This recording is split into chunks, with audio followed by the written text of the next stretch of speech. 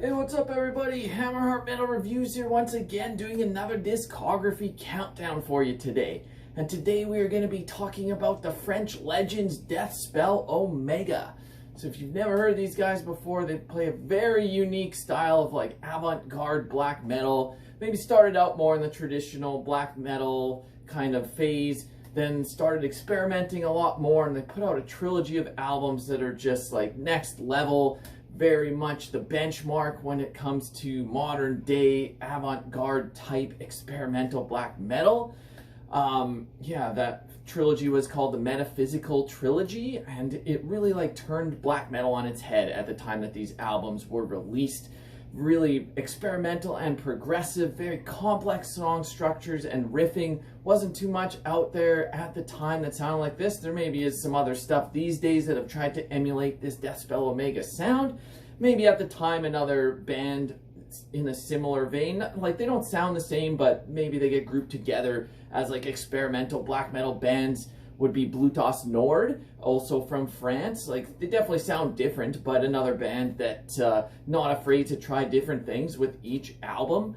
And yeah, Deathspell Omega, very influential, kind of started almost like a third wave of black metal, very new style.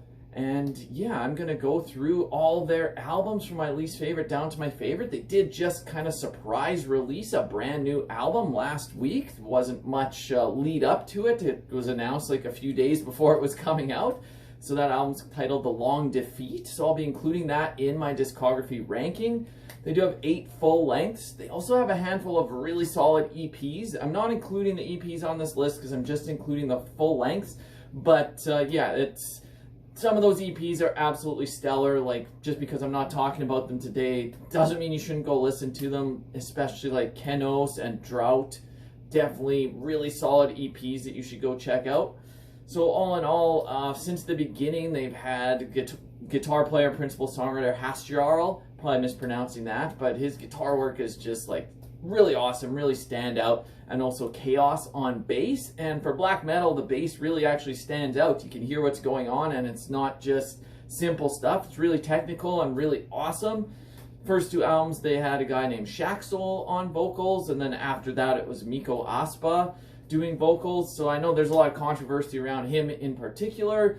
On my channel, I'm not really going to be getting into that kind of stuff. I'm never into politics or anything like that. I'm just here to talk about the music. So hopefully, if you're not into listening to these guys just because of what's going on with him, I understand. But let's keep the comments based around the music only if we can.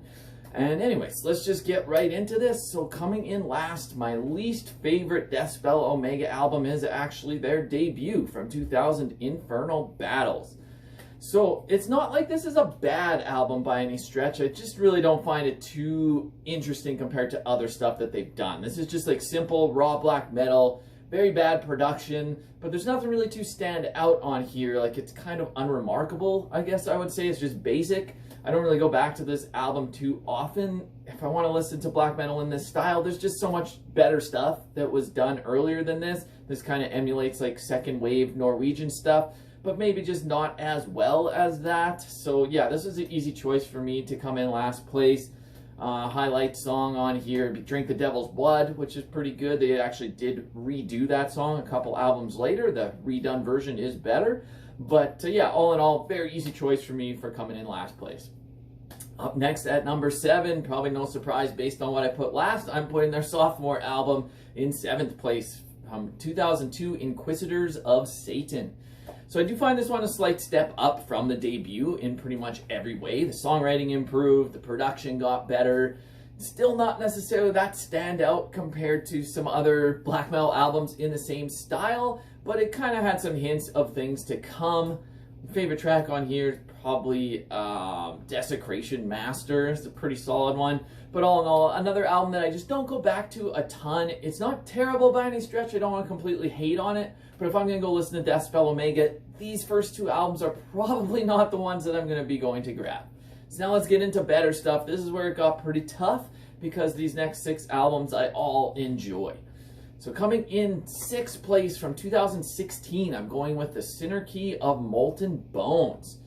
So this was their first full length after their trilogy, and the only reason I'm putting this 6 is not because it's bad. It is only 29 minutes, so it's a little on the short end. They actually have EPs that are longer than this. So like to classify this as a full length it's a little odd because I'm not including some EPs that have more material than this album, but this is a full length, but that's a little bit of a knock on it. 29 minutes is a little short for a full length. And the reason I'm putting this 6 as well is like this one's not necessarily doing a whole bunch new after their trilogy of albums. It's kind of just going through the motions of what they've done before. Like it's still super highly technical, fast and furious, chaotic black metal, which is very enjoyable. Like it throws you off balance as you're listening to this. But yeah, it's just, to me, it's enjoyable, but it's not as monumental as the 3 albums that preceded it. There's only like 4 tracks on here. The first 3 kind of just like don't distinguish themselves from each other, but then the last track is really stand out to me. That one's really solid. Internecian Iatrogenesis, probably mispronouncing some things here, but all in all, it's still a pretty enjoyable album, but for me, it's just not quite on par with the ones that preceded it. Up next at number 5, I'm going with the brand new one that was just released last week, The Long Defeat. So this one is a little bit different. It's, as the band has said themselves, this is the start of the 3rd era of the band. So kind of taking it in a completely different direction. It doesn't sound exactly like what they've done before, but at the same time, still unquestionably Deathspell Omega. Like even though it doesn't sound the same, you can still tell it's them. It still has that trademark like dissonance going on. But for this album, like there's a lot of slower to mid-paced tempos. Definitely not as chaotic as previous albums. There's still some hints of chaos in the riffing here and there, and there's actually quite a bit of solos on this album too, which is nice. But there's such a sense of melancholy throughout this whole album, and I find the atmosphere just like really suffocating. But all in all, like I do enjoy this album. I mean, clearly I'm put it higher than the Synarchy of Molten Bones. I have only listened to this a handful of times, so we'll see if it goes up or down in the ranking as more time progresses. But they also got some guest vocals on this album as well, from Mortus, from Marduk and Funeral Mist, as well as M from Mugwa. He does the last song on the album, which is probably my favorite, Our Life Is Your Death. Really, really solid song. That one's the standout to me on this album. But there's other great tracks on here too. The title track, Si Sin Gerik Tet, probably mispronouncing that.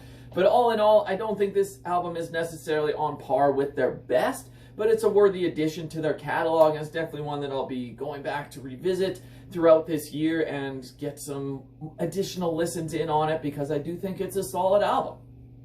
Now into the top 4. Up next at number 4, I'm going to the album right before that one from 2019, The Furnaces of Palingenesis.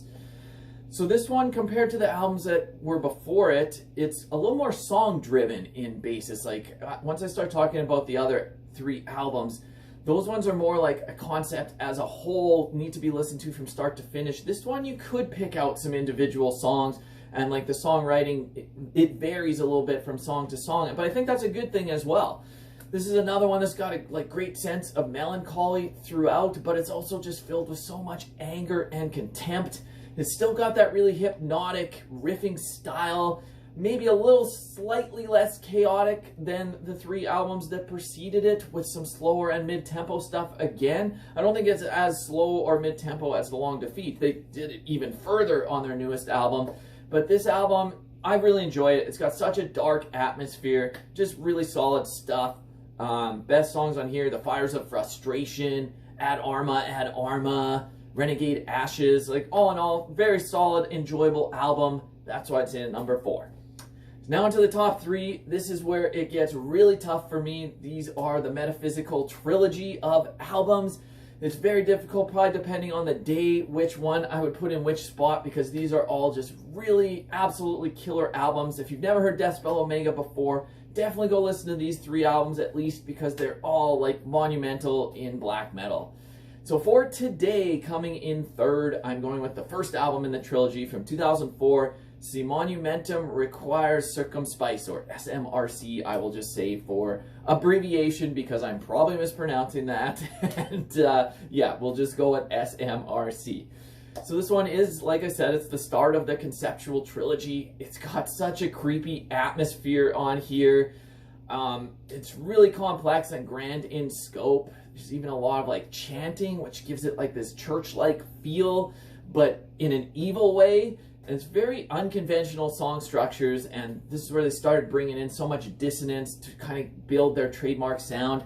They would bring the chaos level up in the riffing on the next couple albums, but there was hints of it here. This wasn't just a straight ahead black metal album. They really started blending like the old school black metal approach with this new avant-garde style. So this is where they were really finding their sound, and they've kind of perfected it on the subsequent EPs and full lengths that followed this.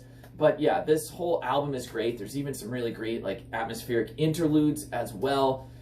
Favorite songs on here: Jubilate Dio, Odium Nostrum, Hetoi Maesia, probably mispronouncing a ton of stuff here, Sola Fide 1 and 2. Like, all in all, just front to back, I really enjoy this album. It's a long one, and it's a challenging listen, but if you're up for it, definitely go give it a spin because it is awesome.